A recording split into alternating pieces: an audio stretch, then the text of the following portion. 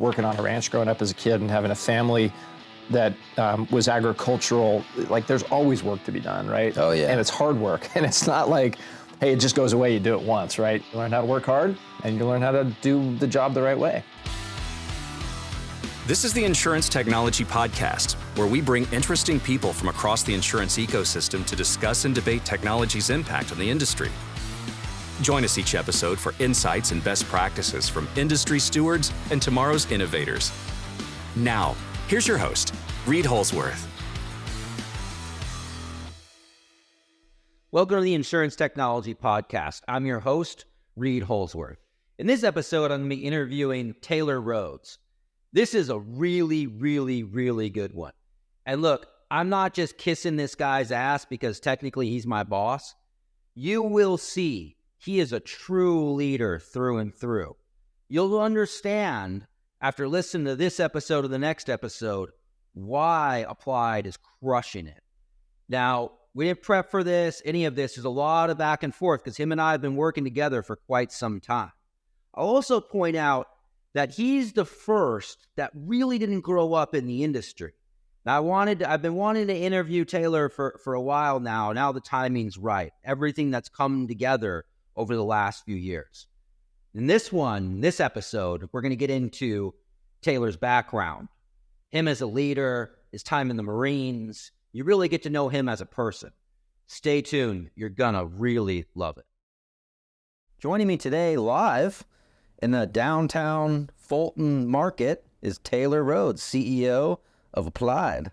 Taylor, welcome. Thank you, Reid. Thanks for braving the polar vortex to come to our office in Chicago today to do this. Dude, this is the first live one and the coldest day ever. I grew up in Arizona. How do you think I feel? Right? Brutal.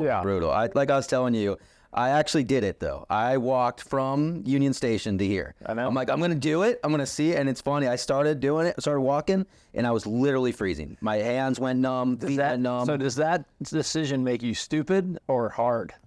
You know, I want to say hard. I mean, I am kind of talking to my boss right now, so I'm going to say but 5 minutes into it, I thought it was a pretty dumb decision. Yeah. Especially when I was like one of four people walking. I respect you. I respect you for that. But I don't know if you know, do you know Wim Hof? Do you know who Wim Hof is? No. The Iceman. He does all this like breath work stuff. He's like climbed Everest like 8 times in his like shorts. Like it's like some crazy stuff like that. He jumps in the ice and whatnot, and he does all this stuff when he literally strips down to a Speedo, will drill a hole in the Arctic and then jump in the water. And he has these goggles so his eyeballs don't freeze, literally. Yeah. And so anyways, he does all this stuff about, you know, you just have to breathe through it. You just breathe through it. So I was breathing through it this morning. Wim Hof was on my mind. I think Wim Hof's mother didn't love him enough, and he's trying to prove something that I don't need to prove. That guy Wim Hof is badass. Yeah. You should, dude. Google Iceman. I will. Seriously. Yeah. I will never do it, but I will Google it. Yeah. But every time, I'm no joke, I keep his book on my phone. It's always on my phone. When I've done a bunch of these big hikes and I'm out there like dying because it's so cold, I read his stuff. I'm like, if this guy can do it, I think I can kind of do it. So anyways. I love it, Reid. That's what motivation. Anyways, well, welcome. Thank you. Welcome. Glad to be here with you. Yeah, man, it's a long time coming. So thank you for being here, and I'm excited to do this. So before we get into Applied, everything you've done, the history of Taylor Rhodes and all of your background, let's let the listeners and watchers get to know Taylor. Sure. What was your childhood like? Yeah, I grew up in Arizona, so it was kind of an interesting family. My mom's side of the family were cattle ranchers, and my dad's side of the family were lawyers and politicians. You put those together, okay? And I grew up in Phoenix area for the school year, and in the summers I'd go up to the Prescott, Arizona area and work on a cattle ranch. It was a no joke old school cattle ranch, right? You know, lots of cattle, lots of horses, lots of other animals, a big garden. And it sounds romantic sitting here thinking, oh, the American West, you go to a ranch to work in the summer. Well, when you're a kid and you get sent to a ranch to work in the summer, it's kind of like going to a penal farm, right? All your friends are in Phoenix partying in the summer and doing whatever kids do. And I'm up there waking up at 5 o'clock in the morning, feeding the chickens and going and doing that kind of stuff. So the other people on the ranch just like heckling you all the time and messing with you. Yeah. Oh, totally. You were just cleaning up. And they were heckling me in like, you know, the sort of slang Spanish, right? So the one thing I learned as a young kid was how to speak all the bad words in Spanish. I didn't know so this. I could like cuss in Spanish with the best of them by the time I was probably 10. So that was a benefit of working on the ranch. That's awesome. But all my family's from Arizona, and that was actually, I make fun of it today, but I really think working on a ranch growing up as a kid and having a family that was agricultural, like there's always work to be done, right? Oh, yeah. And it's hard work, and it's not like, hey, it just goes away, you do it once, right? And those weeds will regrow themselves. That field needs to be irrigated again. That fence needs to be reposted and stuff. So there was just always something to do that was important. And like that's hard work. So Absolutely. early on in your life, you learn how to work hard. Yeah. And you learn how to do the job the right way. That's awesome. That's awesome. Yeah. So tell us more. What did you want to be when you grew up, if you will? I wanted to be in insurance technology. Yeah, right. I don't believe that one bit. It's funny. One of my best friends growing up as a kid, name was Scott, and we used to go out in the desert and play war, right? Yeah. As boys do. We'd have rock fights and play war. And both of us, as we were growing up, said we wanted to be Marines. And we both did. We grew up and we went in the Marine Corps. No kidding. And so when I was a kid, if you asked me what I wanted to do, I was always like, I'm going to be a Marine. And some of that influence, my grandfather was a big figure in my life, and he was a D-Day veteran, right? He landed on Omaha Beach on D-Day, and he ran the ranch, and he was a big figure in my life. So I think a lot of that influence, came from him. But it was funny, 8, 9, 10, 11, 12 years old. What do you want to be when you grow up? I want to be a Marine. And Wow. And you did it. Scott and I graduated from college, and we became Marines. That's awesome, man. Yeah. That's awesome. And that's as far as my young brain got on what I wanted to be when I grew up. I didn't know I wanted to be in insurance technology. Yeah. That's awesome. So talk to us about what was a difficult situation you had to overcome when you were a kid? Yeah. Well, I mean, a lot of hard work, but that's on the good side. I think the toughest thing for me, my parents were divorced when I was, I think, 5 or 6. Oh, yeah. And, as a young kid, I remember that when my dad told me that, and while I didn't comprehend it, I knew it was bad. I knew it was going to be a big change. And I remember that very starkly. And then about 2 years later, my mom and my dad both remarried other people. So then we got introduced to a blended family and kind of had to make that adjustment. And that was just weird, for young kids. I think divorce is hard. Really hard. And that just sets your family on a totally different track. Some of it good, some of it bad. That was kind of a tough experience for me. My dad picked up and moved to Washington, D.C. And so this whole thing kind of estranged me from my dad at a young age. Yeah. That's hard to figure out when you're a Really young hard, kid, yeah. right? So that was tough. Yeah. Wow. Now you have siblings? I do. I have 3 brothers. 3 brothers. And where do you fit in that? I'm the second. Okay. So for a long time, my identity was I was the middle kid because there was my older brother who's 2 years older than me, my younger brother who's 4 years younger than me. And then all of a sudden, my dad decided he wanted to have another kid. So 8 years later comes this other, who's my brother Arthur. I love him to death, but he ruined my clear position as the middle kid. And I always, with pride, was the middle kid because I was the troublemaker. I was the smart aleck, And then along and now I'm like, who am I? I'm the second in 4 kids. That's not cool, So, but yeah, all brothers. Which probably my mom used to always go, I'm the only woman in this house. You're going to drive me to the... brutal. Yeah, and I'm like, yes, I believe that now. That was tough. That's awesome, man. So what about high school? Who were you in high school, Taylor? Who was Taylor Rhodes in high school? I was the heckler. Oh, yeah? Yeah, I was I can see it. kind of the smart alecky kid. I was the guy who, got in trouble in class. The teacher would always be like, there's a time to and a time not to. Just learn when to shut your mouth. I was a swimmer. I always grew up in Arizona. I was always in the water and loved the water. And that led me to swimming competitively. So I was a swimmer. And I was just I love to have a good time. My persona in college was like, you want to go do something social? Let's go, right? Oh, nice. And so that was fun.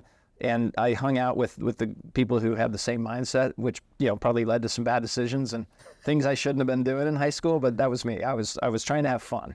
Music.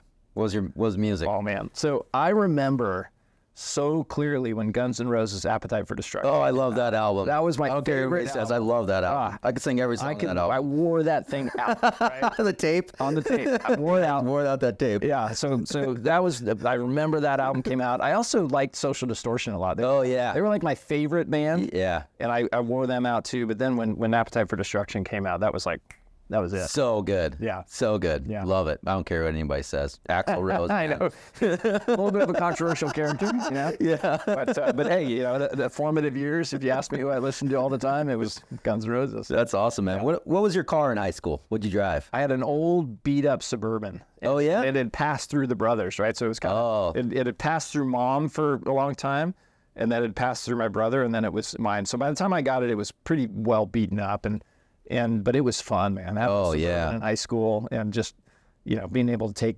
12 people, you know, cruise around totally. town. Oh, yeah. And there was very little bad that I could do to that car that mattered. And so, you know, I beat it up more and then passed it down to my little brother, right? So, yeah, beater white Suburban. That's awesome. Then what? So what happened after high school? I went to college. I went to the University of Arizona, which is also mistakenly called the Harvard of Tucson, Arizona. Okay. But no, I grew up in Arizona kid. So I went to the University of Arizona down in Tucson. And look, I think that I learned some things in college. I actually did go to class. I actually studied. I actually got good grades. But I also had a lot of fun. You know, I think that was a great social. It was sort of the cutting of the cord, being out on your own for the first time, totally. and just having a lot of fun. So I forgot to ask, what was the first job you ever had? Yeah, it was working on the ranch. I got paid. Yeah, but my family's rule was from the time that you could actually really get up and do stuff, you were going to have a job. You could choose what job it was, but in the summers, you were going to have a job. During the school year, if you were doing a sport, you didn't have to have a job. But if you were in high school, did have a sport, you were going to work after school. And in the summer, you were going to work. And so one of the cool things my granddad did for us when we were little, he worked us a lot, but he also paid us. And so when he paid me $5 an hour way back then, which was a lot of money. That's good money, yeah. But there was a lesson in it, right? It was work hard and there's rewards. Yeah. And so the first job where I would get a paycheck, and he would type us a paycheck with a stub on it where he would withhold taxes. And so he was also no kidding. Hey, you got to be a citizen, you got to contribute. Awesome. And then, you know, I had all sorts of different jobs during the summers or during the school years. When I wasn't swimming, I worked in a bank. I would sit in the back room of a bank back then when paper checks were still a thing. And there was a huge filing cabinet back there, and you had to file all of these checks. So people would write a check, they'd go out to dinner, they'd write a check, and then that check would get mailed back to the bank. And then all those checks had to get scanned and then put into a file cabinet. Wow. So you want to talk about a mindless job, like sit in the back room of a bank filing checks. So I never wanted to do that again. And then I switched to construction. So I started working construction and doing construction jobs and things like that. So I always had a job. And always, you know, the rule was you can have the Suburban, but you got to pay for the gas. You know, hey, you know, you're going to earn your allowance and all that kind of stuff. So I've always worked. That's awesome, man. Yeah. All right. So, college, Arizona. Yep. And then what? Marine Corps. Yeah, there it is. Yeah. I graduated, and then I went to Marine Corps boot camp in Quantico, Virginia, and I became commissioned as a second lieutenant in the Marine Corps, and then I served for 5 years as an infantry officer in the Marine Corps. And man, that was it was just a foundational experience, right? Yeah. Well, I'll tell you, you want to grow up fast. Oh, right? yeah, big time. I didn't really, I would say I was probably pretty immature as a kid in college, just doing what college kids do. Yeah. And the Marine Corps is a way to grow up fast. And to learn a lot of things about leadership, about people, about being responsible, about paying attention to detail, about building great teams and putting the team over yourself. So just lots of the things that I learned in the Marine Corps really still stick with me today. If you had to kind of sum up your Marine Corps experience, and I know this is hard to do, but what would you say you took away from that mostly? Yeah, it's team over self. Yeah. And the importance of team. Yeah. You know, at Applied, we talk a lot about the team. Yep. And, you know, what I learned in the Marine Corps, first of all, you as an individual can do way more than you think you can do.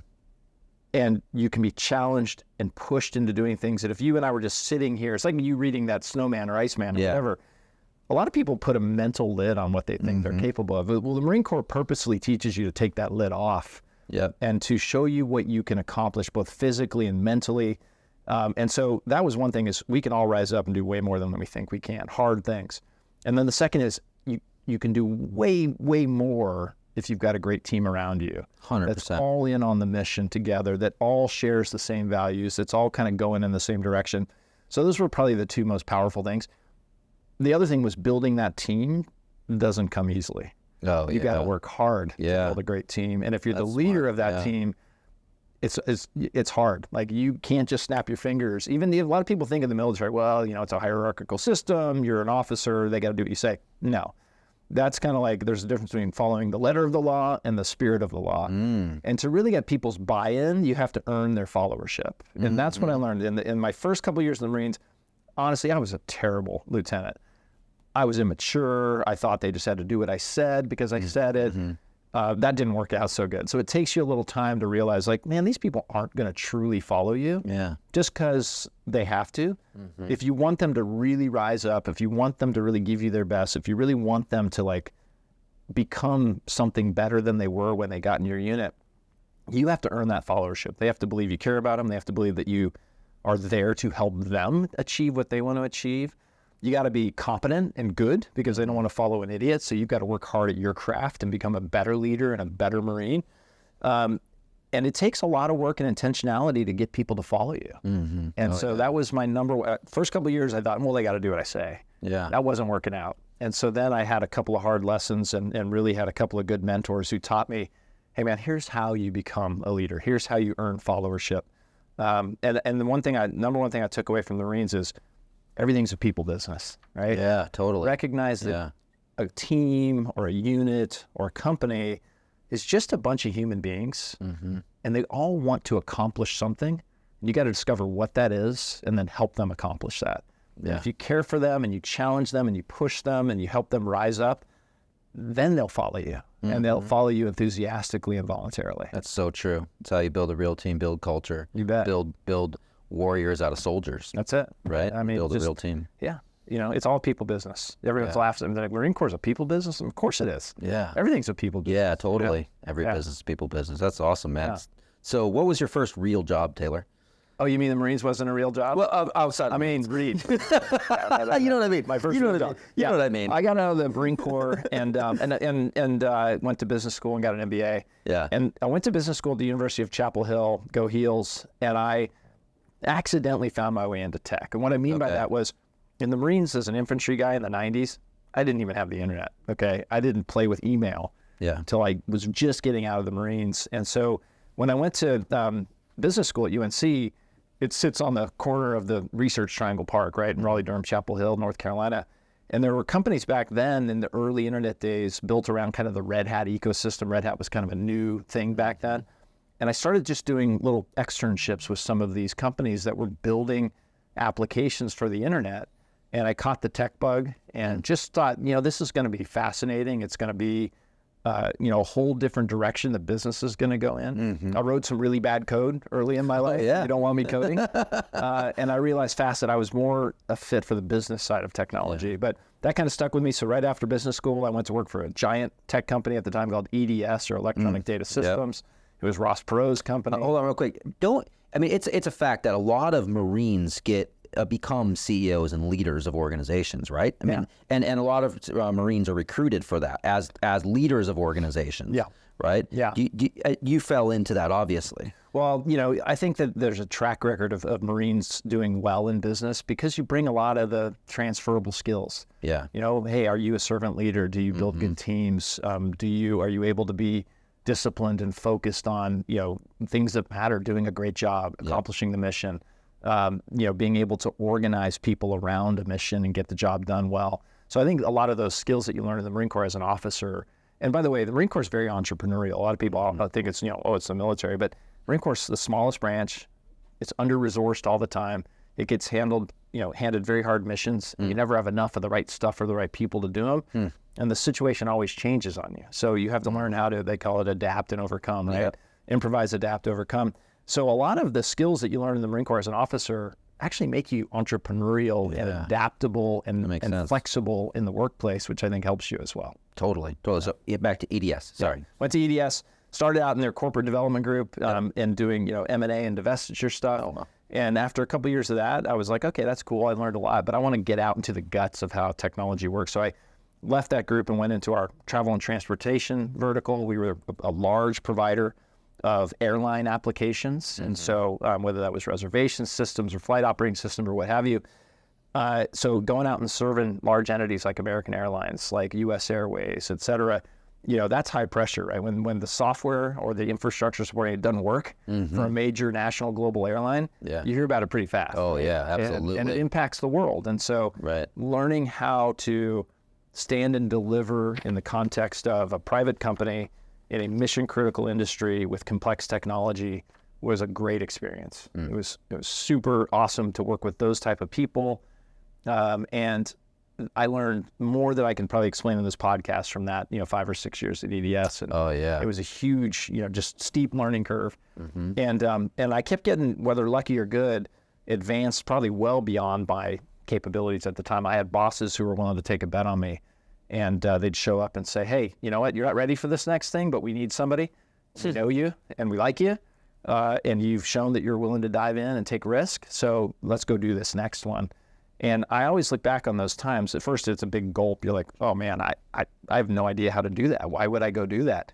But I remember also saying, like, give it a try. And that willingness to trust a boss who says, I have your back, I'm not going to let you fail, and jump into a situation where you're truly in the deep end, that's the unlock to my career success. Because if I would have been more conservative, I would have missed those opportunities to learn and experience and develop my network and all that kind of fun stuff. So, some of the advice people always ask me is like, what would you tell us to do to have a great career with lots of opportunity?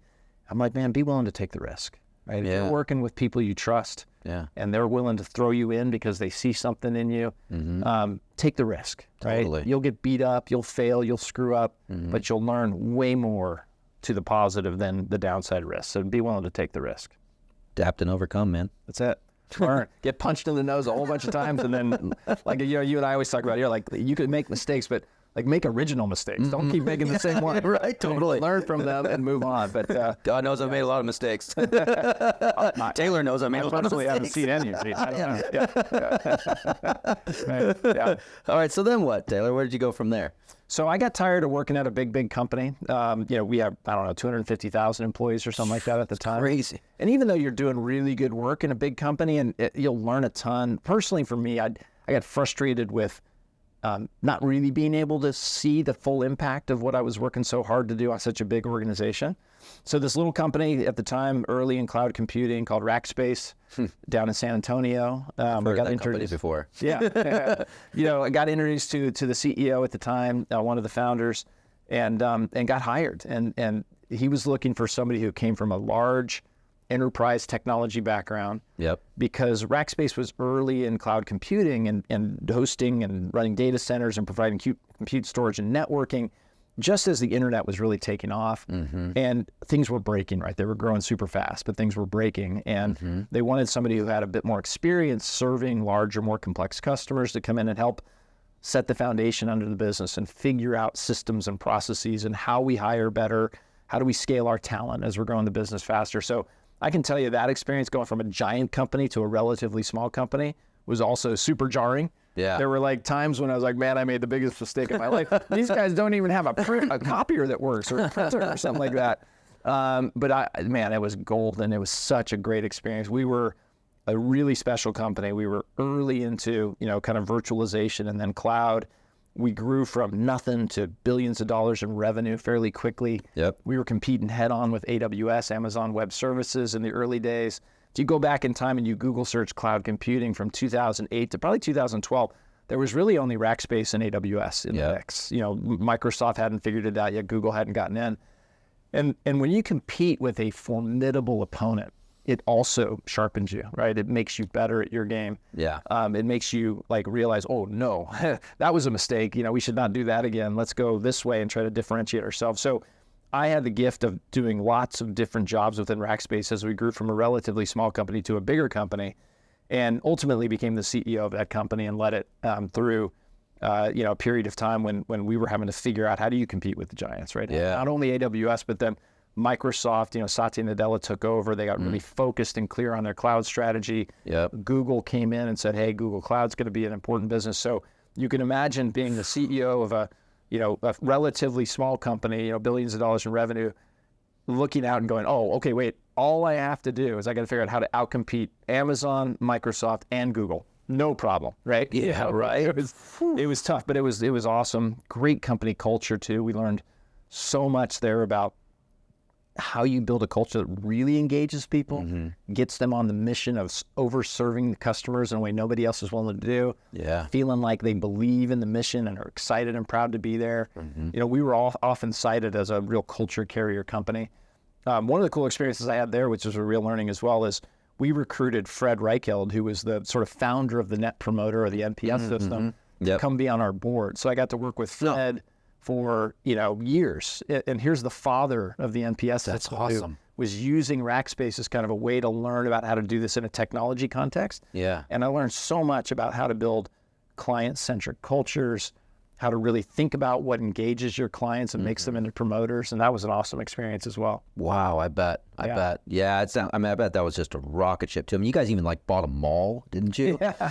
Like, and you turned that into your office? Yeah. How cool is that? Our founder is a guy named Graham Weston at Rackspace, and he was an awesome guy. A little bit crazy. You know, if Graham was sitting there with me, I'd go, you know, you're a little bit crazy. But crazy in a good way, right? Yeah. He was an orthogonal thinker. He always saw things from another perspective. So we were growing so fast, we needed to find what our, you know, big office solution was going to be. And there was this defunct mall in San Antonio that had gotten shut down, and it was now gritty and grimy and had graffiti all over the outside. And Graham was like, you know, we're going to buy that. We're going to work with the state. We're going to get a smoking deal. Yeah. And we're going to buy that mall, and we're going to turn it into the most original campus in the country. And we are all about culture and community and flow and team. And a mall's designed that way, right? It's designed to have places where you go, but then the flow and the food court and the commonality. And we all thought, Graham, you're freaking nuts, man. First of all, people are getting stabbed in that part of town. Like, nobody's going to go there. But his vision for this thing, if you want to look at it, you can go on YouTube and Google Rackspace Castle. We called it the Castle because it was called Windsor Park Mall, Windsor Castle. Got it. If you ever want to check that out, go check it out. It's still out there on YouTube. Oh, yeah. Just Google Rackspace Castle and watch some of the videos. And his vision was astonishing. And it really was a hallmark of our quirky culture. Yeah. We used to have customers who, they were just like, I just want to come and visit. I've heard so much about the castle. I want to come and visit. Yeah. It was awesome, man. It was great. Wow. I mean, I bet that was just so fun, so awesome, but super hard. Like you said, that must have been really, really tough. It was tough, but it was a PhD in everything. You know, you go from a venture stage company we could go public in 2008, rocket ship, valuation as a public company, then get kind of discombobulated because we had to compete with the big guys, and then take it private, right? Because we needed to kind of get out of the public eye and refactor the strategy. So, as a young guy, I got to participate in all those different stages and be kind of close to the decisions and what are the good decisions, what are the bad decisions. That was a gift. It was a gift. It wasn't easy. There were some nights, honestly, I remember, talking about hard things. I would sit in bed with my wife before we'd fall asleep, and I'd lean back against the headboard, and I would look at her and I'd say, not being melodramatic at all, like, hey, I don't know if I'm going to wake up tomorrow. I am super stressed.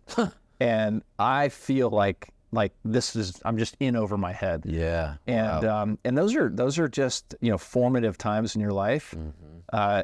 And you got to make sure you have good mentors around you. You got to make sure you have other leaders who you can go to and say, man, I don't know what to do in this situation. What would you do? Yeah. And you have to learn the humility of just understanding and accepting you don't know everything, and that's okay. As long as you have good advisors around you and you're seeking help and answers from others, it's okay. Right? Yeah. Be humble. All right, Taylor, let's talk about leadership. We've talked a lot about leadership. Man, you've put out some really good nuggets throughout this, but Sure. What does being a leader mean to you? Ooh, it's sort of changed throughout my career, right? I think you get wiser. You better get wiser over time. But today, if I had to say, like, being a leader is, I think when I die, I'd love for people to say, man, he was great at creating jobs and jobs that people wanted to be in, that paid them well, that gave them the chance to advance their own personal agendas, whether that's buying a house, putting a kid through college, or whatever it is. And so in some ways, I view my role as helping other people be successful. And then I think it's my job as a leader to be courageous. The world's not a simple place, and answers aren't always obvious. So you got to do as much diligence as you can, but at some point you got to make a decision and go. So having the courage as a leader to plot a course, to make decisions, and to get an organization moving in a particular direction takes courage. Yeah. And then I think the last part of what I want to be remembered for is being a true servant leader, or I feel like my job here is I'm on the org chart, I'm pure overhead unless I'm enabling other people to do their jobs better. That can be building an awesome team. That can be making resources available behind the priority decisions that we make. That can be communicating effectively so that people here understand where we're going, why we're going there, have the context of what it means for them, so they can do a good job in that mission. I view my job as a leader here is to be a servant in order to make all the people here more effective. That's awesome, man. At what point in your career, it doesn't even have to be career, just life, did you realize that you're a leader? Because you refer yourself as a leader. And I say this, I've said this on other podcasts, but like for me, it took a while. Like you just kind of, for me, I'll just share my story. I just kind of did my thing and I was doing my thing. And then and one day it just like hit me like, and it's not that I didn't know that people depended on all this stuff, but like, I'm actually truly a leader. Right. You're truly a leader. So people always say, are they born or they made? Yeah. I think it's a little bit of a mix. Growing up as a kid in my teen years, I always had this natural ability to get people to want to be with me. Yeah, I think I was born with a good sense of humor. I had some level of, I guess, charisma, which attracted people to me. I didn't try to purposefully develop that. So maybe that was just an innate part of me. But I wouldn't have called that leadership at the time. I also, because, like I mentioned earlier in the podcast, my parents were divorced early. That was a hard thing. I also suffered from insecurity as a kid, growing up a little bit, because that kind of screws you up a little bit, when your dad leaves you. And, and so I think I used that talent when I was a teenager in my early 20s to kind of mask some of my insecurity. So it didn't become clear to me that I had real, what I would call leadership traits and capabilities until like the third and fourth and fifth year that I was in the Marines. Because I was insecure, I didn't recognize myself as a leader. I wouldn't have given myself that credit. Yep, exactly. But then I started getting good at it. Yeah. And I could step back a little bit. And I had other leaders in my life who were mentors to me who were recognizing that and kind of reinforcing that in me and encouraging me down the path of leadership. And so it was sort of a process for me, but I would say it was maybe my last couple of years in the Marine Corps where things started clicking. And I was like, you know what? I do have some strong leadership capabilities and skills.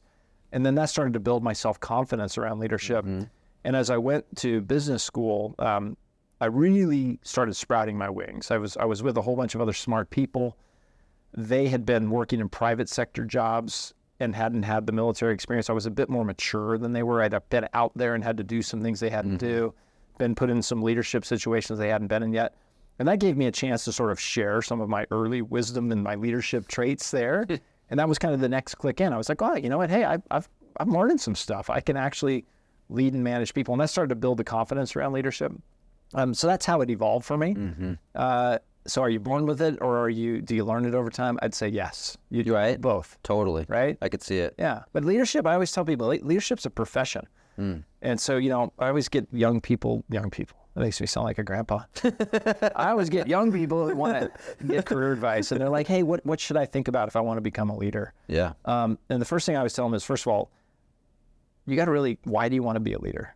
Like, hey man, leading people's hard. Yeah. Humans are complex beasts. And when you become a leader, you take on all of the wonder of humans and all of the complexity of humans. So first of all, why do you want to be a leader? If you're going to lead people, you're going to take on a lot of responsibility for those people. You're going to take on a lot of responsibility for the dynamic they bring into whatever the setting is. So make sure, first of all, you care enough about people to want to be a people leader. The second thing I tell them is, hey, leadership's a profession. And just like any other profession, you better be willing to work to get better at it. You better be willing to be a student of leadership. Where are you going to learn from? There are courses you can take. There are leaders you can study. There are mentors you can have. But if you want to be a great leader, it's a profession, and you need to work at it intentionally to get better and better and better over time. I love that. It's so true. Yeah. It's so true. Wow.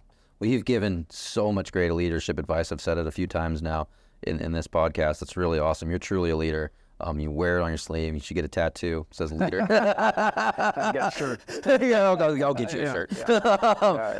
So, good leaders, I believe, should give back, not just to your people within your organization, but outside. So how do you give back, Taylor? Yeah.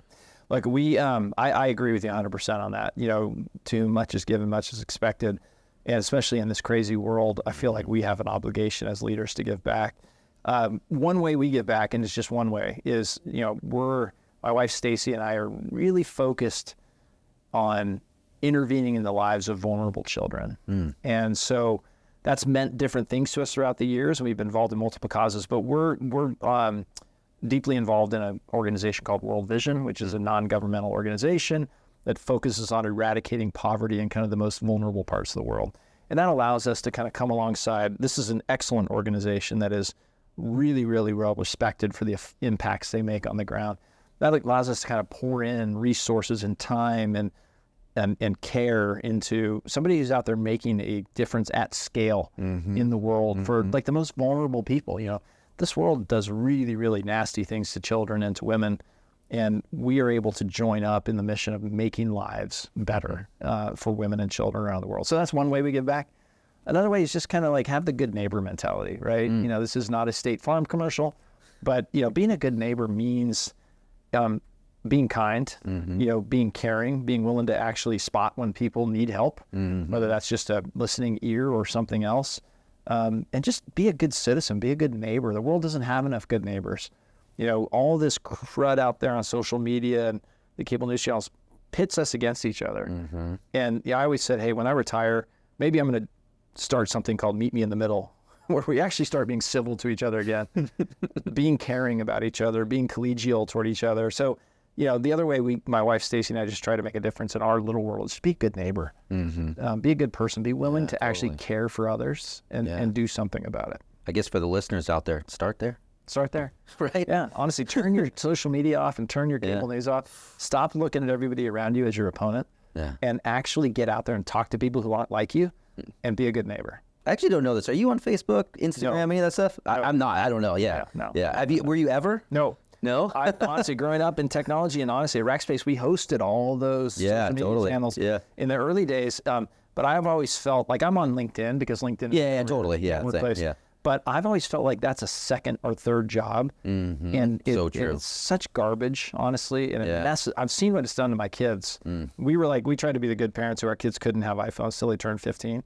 And we thought, that's awesome. Well, they got addicted to that stuff as fast as if they'd been using it forever. And I see how it stresses them out. Totally. It stresses them out, and it makes them feel inadequate and all the bad stuff. I am a big, one of the biggest things I am concerned about in this world is the impact of the internet in negative ways. It's done so many great things for the world. It is also a disaster for our kids. And that really concerns me. So I am not a patron of any social media sites, except I have to use LinkedIn because Applied says I have to. Same. Yeah. All right. So what do you do for fun, Taylor? I'm a skier. I love being out in the mountains out west. I grew up out west, and that still feels like home to me. I love Chicago, but if you ask me where I'm really happy, it's in the mountains. The old question, beach or mountain? I'm always mountains. Oh, yeah. Mountains. I'll go to the beach every now and then, but happy places, being out in the mountains, skiing in the wintertime, doing mountain biking, hiking, fishing, things like that in the summer. Yeah. And I try to do as much of that as I can. We have a place out in Utah that we go to. That's what I love to do. Yeah, you tear it up on the mountain bike too. I used to. Now I'm a bit more cautious. My 52-year-old Taylor really doesn't want to deal with a skull fracture or another broken collarbone or anything like that. So I've found that I use the brakes consistently and significantly more now on the downhills than I used to. Because I'm like envisioning myself. I'm like, I don't really need that in my life right now. But that's badass. People that know what you do, that's pretty badass. It's fun. Yeah, it's that's fun. cool, man. Yeah, and I that's just, if you wanted to transport me to a place where I'm just always going to feel energized with a smile on my face, I'd like to just be out in nature and look at beautiful mountains and be able to do stuff out there. I'm not saying this here. You are actually a real outdoorsman. Yeah. Like a lot of people say they do. You are. Yeah, you are. Makes me happy. So are you. Yeah, thank you. When we first met, you were like, yeah, man, I'm going to climb these mountains. I'm going to be on for like 15 days doing it. So I'm like, all right, I like it. Yeah. Hey, we climbed a waterfall together not that long ago. We did. You're right. Oh my gosh. At night. That's for another version. Another story for another day. Yeah. All right. If you had unlimited time, what would you do? I'd probably get into education, not as a teacher, but I think our public school systems are broken. And I would want to start to invest my time and my resources with like-minded people who wanted to build a really effective alternative to the public school system. And I'm not talking about high-priced private education, but maybe the charter vehicle, some other way where you could actually really educate kids on the things they actually really need to learn to be effective in this world, in an environment that also focuses on their character and their confidence and building them up over time. That's probably what I would do. That's awesome, man. Yeah, and we're screwing our kids up in this country. We got to stop it. Yeah, no, that's good. Yeah, I'm totally with you, man. I got a bunch of little ones, and it's not great. Yeah. What is your drink of choice? Last question. Ooh. I'll probably opt for a really good IPA. That's what I would have guessed. Yeah. You know, I mean, I love craft beer, and there's so many different varieties out there now. I think a few years ago, you shipped me at Christmas time a big box of different IPAs. I love that stuff. Like, so anyway, if I had to sit down probably on the spot, I'd say, let's get into a new IPA I've never tried before and try a different craft beer from some part of the country. Yeah, that's awesome, man. Well, hey, thanks again, Taylor, for doing this. Yeah, this was thank you, awesome, Reid. man. This is really good. It's a pleasure. Yeah, Thank you. What did I tell you, folks? Taylor Rhodes, true leader through and through. When you get to know his background, you can start to piece together the types of teams that he builds, types of culture that he brings to organizations that he's involved in. In the next episode, we're going to dive deep into Applied, all things Applied. Then we're going to get into Taylor's leadership style. A lot around leadership. It's really, really, really good stuff. Stay tuned. It's going to be awesome.